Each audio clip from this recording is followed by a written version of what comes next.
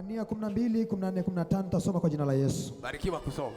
Tafuta kwa bidii kuwa na amani na watu wote. Tafuteni kwa kitu gani? Kwa bidii. Kuwa na nini? Kuwa na amani na watu wote. Muulize jirani yako, una amani na watu wote? Sio waliookoka tu, watu wote. Hata kama hajaokoka, wewe ujitahidi kuwa na amani na mtu. Na huo nini? Na huo utakatifu. Na huo utakatifu ambao hapana mtu atakayemwona Bwana asipokuwa nao. Hapana mtu atakayemwona Bwana asipokuwa nao.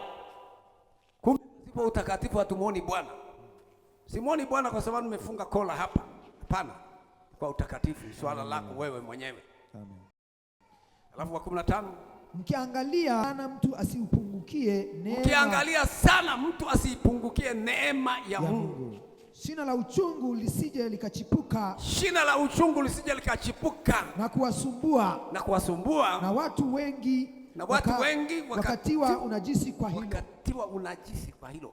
Amen. Shina la uchungu. Sema shina la uchungu. Asante. Ni makwazo yanayotokea katika maisha. Kwa ushuhuda moja, shina la uchungu. Sema shina la uchungu lisije likachipuka na kuwasumbua wengi wakatiwa unajisi kwa hilo. Karibu mtu wa 4, waraka wa kwanza wa Yohana mlango wa 3.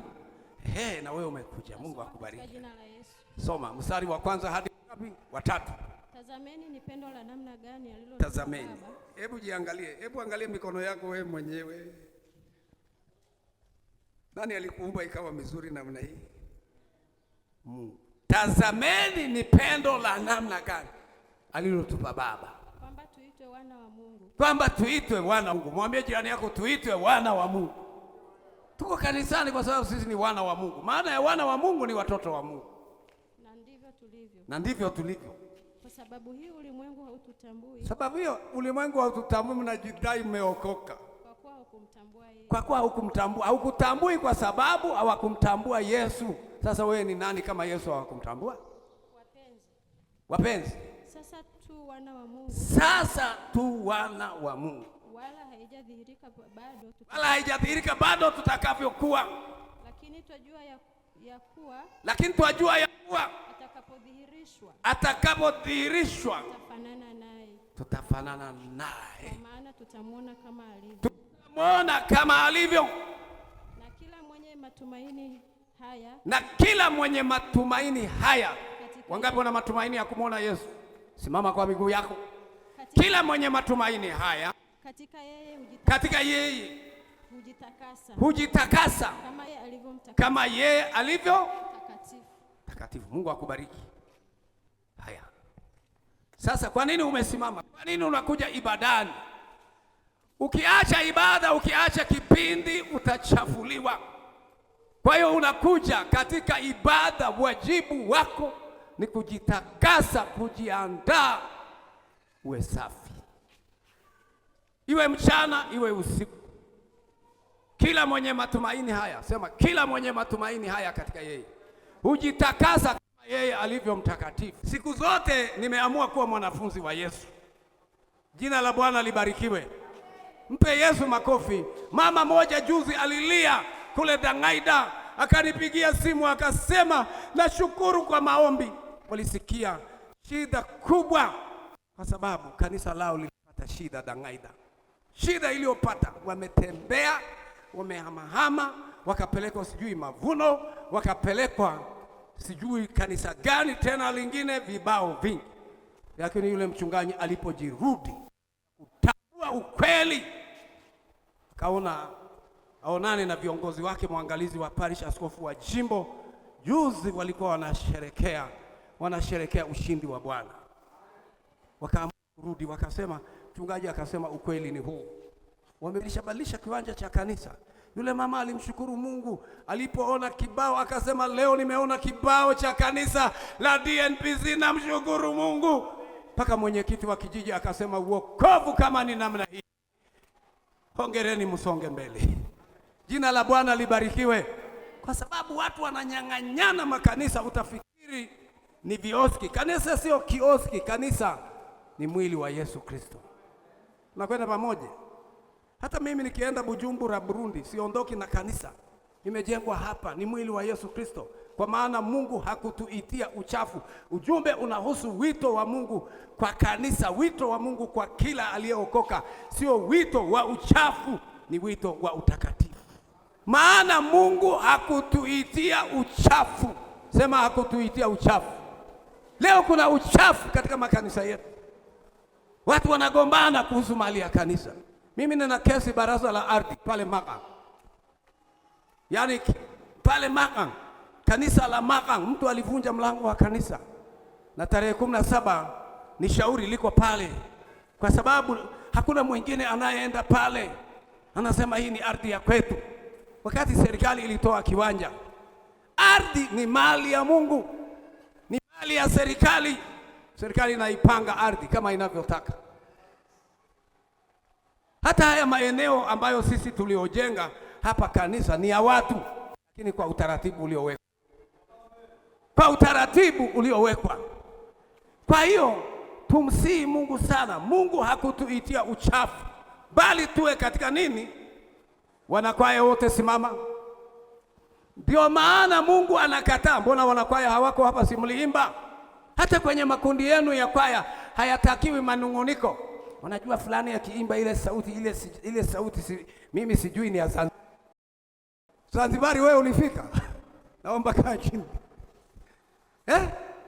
Wewe ikiwa sauti yako ni nzuri, hata yule mwenye sauti isiyo nzuri Mungu amemokoa.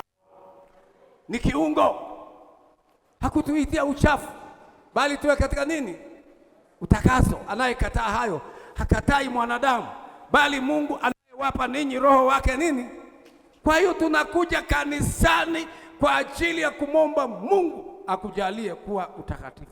Mzee Mikaeli asubuhi aliongea.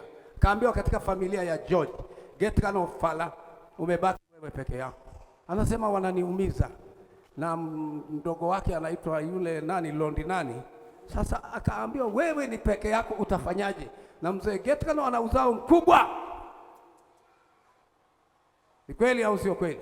Wengine unawakuta huko kwamba ndugu zako wote wameitwa, lakini yule mzee Mungu alimpa mzigo wa kuelewa vitu fulani fulani na kuvitengeneza. Nisikilize. Mungu amekuokoa katika familia hiyo ili uwe nuru, uwe chumvi, uwe barua ya Yesu Kristo. Mwakilishe Yesu vizuri.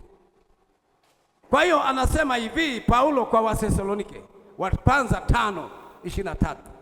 Mungu wa amani mwenyewe, sema Mungu wa amani mwenyewe, awatakase kabisa, sema awatakase kabisa, nanyi nafsi zenu, roho zenu, miili yenu muhifadhi, muwe kamili bila lawama, hata wakati wa kuja kwake Bwana wetu Yesu Kristo.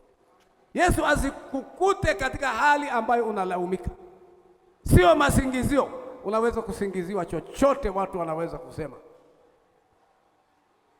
lakini wewe ndiye unayejua moyo wako, unayejua maisha yako. Mashina ya uchungu mengi yanawasumbua watu. Yanawasumbua watu. Muda huo wewe unaupata wapi wakati tuna kazi kubwa ya kufanya ya umisheni? Akasema kwa Waebrania, tafuteni kwa bidii. Sema tafuteni kwa bidii kuwa na amani na watu wote, hata jirani zako unaoishi nao, hata kama wanagombana. Kwa upande wako wewe tafuta amani, na amani ya Kristo itaamua moyoni, na huo utakatifu ambao hapana atakayemwona Bwana asipokuwa nao. Mkiangalia sana, sema shina la uchungu lisije likachipuka. Shetani anatembea na mashina mengi ya uchungu. Tafuteni kwa bidii kuwa na amani na watu wote. Sema kuwa na amani na watu wote, na huo utakatifu. Simama kwa miguu yako na malizia. Sema ambao hapana atakayemwona Bwana asipokuwa nao. Mkiangalia shina la uchungu, sema mkiangalia sana shina la uchungu lisije likachipuka.